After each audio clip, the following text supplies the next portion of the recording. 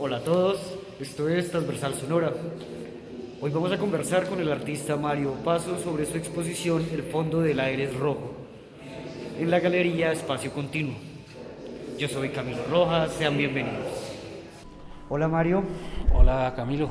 gracias por compartir este momento con nosotros. De origen chileno, radicado en Colombia hace ya más de 30 años. ¿Cómo es esa historia? Bueno, gracias por la invitación Camilo. Pues sí, efectivamente, yo soy de origen chileno y vine a Colombia en el año 86, entré a la universidad en el 87 y me quedé en Colombia, estudié artes y soy profesor de la Universidad Nacional de Colombia desde el año 99, ya 24 años. El viaje a Colombia no fue decisión mía, sino que fue el resultado de toda la situación política chilena desde el golpe militar en adelante. Mi padre y mi familia tuvieron que salir de Chile pues por las condiciones en las que muchas personas se asilaban y se exiliaban en ese momento. Y mi padre decidió viajar a Colombia, donde se radicó y se quedó trabajando en los territorios nacionales, en las selvas del Vaupés y el Guainía. Y años después viajé yo a vivir acá y a estudiar. Así es que llego a Colombia y he tenido contacto y residencias en otros lugares, otros países, pero mi residencia principal, mi permanencia, pues mi estabilidad se ha dado en Colombia. Mario, ¿de qué se trata El fondo del aire es rojo? Bueno, El fondo del aire es rojo son varias cosas. Lo primero es el título de una película impresionante de Chris Marker, una película que dura 4 horas y que tiene varias versiones de montaje o de edición. De hecho, la última se llama El fondo del aire es rojo o Sonrisa sin gato y es una película hecha con material de archivo, pues es de Chris Marker. Y es un ensayo cinematográfico, material de archivo que muestra eventos desde la revolución del 68 en Europa y el mundo, pues, hasta las dictaduras del cono sur de América Latina, ¿sí? Incluyendo también los procesos revolucionarios de Centroamérica. Entonces es una película que tiene también como el subtítulo de Relatos de la Tercera Guerra Mundial. Y de cierto modo es pues una película enciclopédica, pero también poco esperanzadora en cuanto a que sí tiene como un tono crítico que a veces se puede tornar apocalíptico también, ¿no?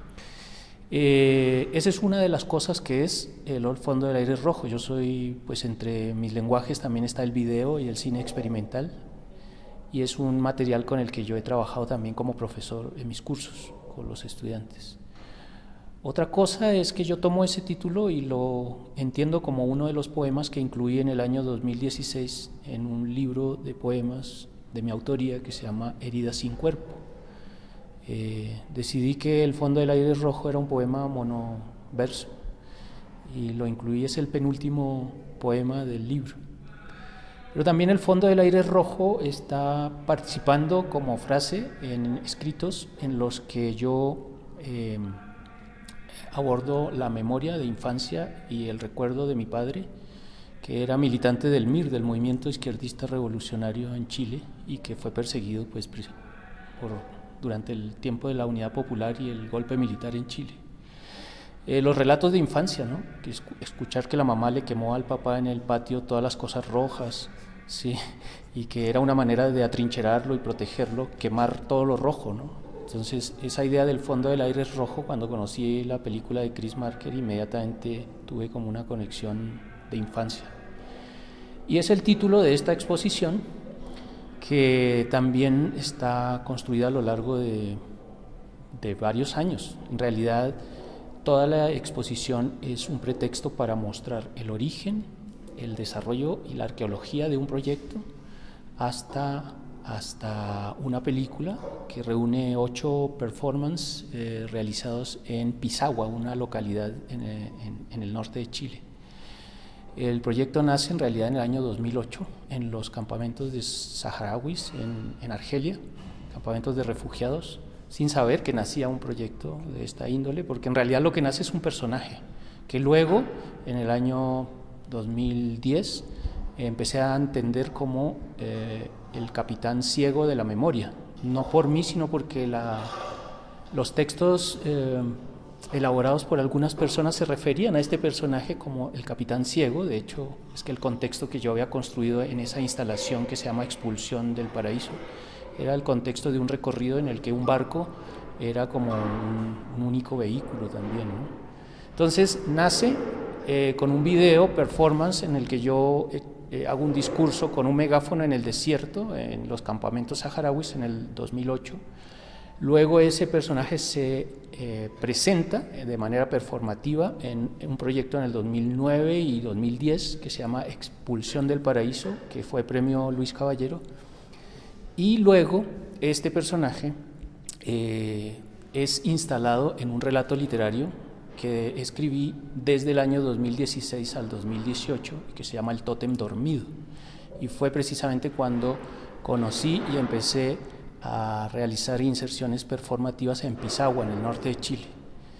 Hasta el año 2023 que realizo las últimas acciones para video y que son las que se encuentran al final de esta exposición y que básicamente tienen que ver un poco con un recorrido de ese capitán ciego que en el año 2010 estaba confinado detrás de un muro, sentado, tocando una campana, ¿no? Es como si él se hubiese parado y hubiese tomado su archivo, sus objetos, y se hubiera ido errante por el desierto de Atacama y hubiese aparecido entre los muertos de la última fosa de presos políticos en el cementerio de Pisagua. Este capitán, digamos que encarna en el proyecto Aparecer en Pena. O sea que el fondo del aire rojo es toda la exposición que nos va llevando a manera de archivo y de arqueología hasta el proyecto Aparecer en Pena, que es el capitán ciego despertando entre los muertos en Pisagua. Mario, hablemos de Cusicauzay, un monumento que se hizo para conmemorar los acuerdos de paz, que está instalado en la sede de la ONU. Así es, sí, durante el proceso de firma de acuerdos para la paz en La Habana, que se planteó allí la mesa de acuerdos, se firmó un acuerdo en el que ellos decidieron que las municiones y las armas que iba a entregar las FARC debían utilizarse para 3 monumentos conmemorativos, precisamente sobre ese acuerdo. Así es que uno de esos espacios que se considera o que se automenciona como contramonumento por la maestra Doris Salcedo, ella fue invitada directamente a realizar esta instalación al interior de una casa que funciona como un espacio cultural dedicado a la memoria, que se llama Fragmentos.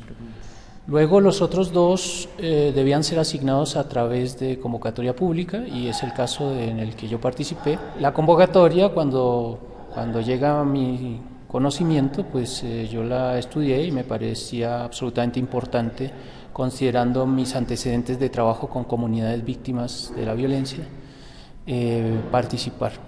Así es que participé. Era muy difícil porque justo en ese momento la discusión respecto al monumento y el contramonumento pues era parte de nuestras reflexiones, también académicas, pues yo soy profesor, digamos que eso hace rato venía como pensándose.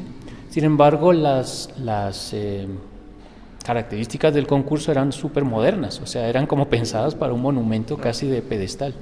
De hecho, el espacio asignado era un espacio trazado o loteado desde que se hizo este edificio en los años, 50 y bueno, pues las dimensiones, ¿sí? Las alturas, las profundidades, todo eso estaba entendido y medido con la varita de la modernidad, ¿sí? Entonces era súper complejo. Sin embargo, yo digamos que me atreví a pensar desde lo instalativo y desde el apropiacionismo. Por eso es que el monumento o el contramonumento, como lo quieran entender, en mi caso funciona más como una escritura objetual en la que a través de la licencia que la historia del arte contemporáneo nos da respecto a la apropiación, me hizo mirar un elemento que es el cayuco o la canoa tradicional que viaja por nuestros ríos, y sencillamente descontextualizarla a través del cambio de material. Entonces lo que hicimos fue trasladar la forma al material de la munición, y es así como con 7 toneladas de munición se construye esta barca, que se instala además como una suerte de misil, de proyectil, de flecha, siempre acudiendo un poco como a esa diagonal que es muy elocuente en cuanto a que sugiere una proyección y una dirección. Por supuesto, ahí participan elementos fundacionales de algunas mitologías que consideran la muerte como un viaje al más allá. De hecho, Kusikausai traduce vida nueva y venturosa, ¿sí? En lenguas arcaicas aymaras, ¿no?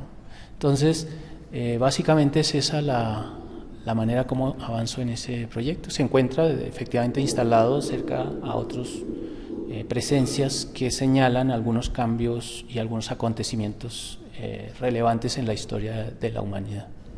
Mario, gracias por todo. No, gracias a ustedes por la invitación, Camilo. Esto es Transversal Sonora. Recuerden seguirnos en nuestras redes sociales. Gracias. Chao. Gracias.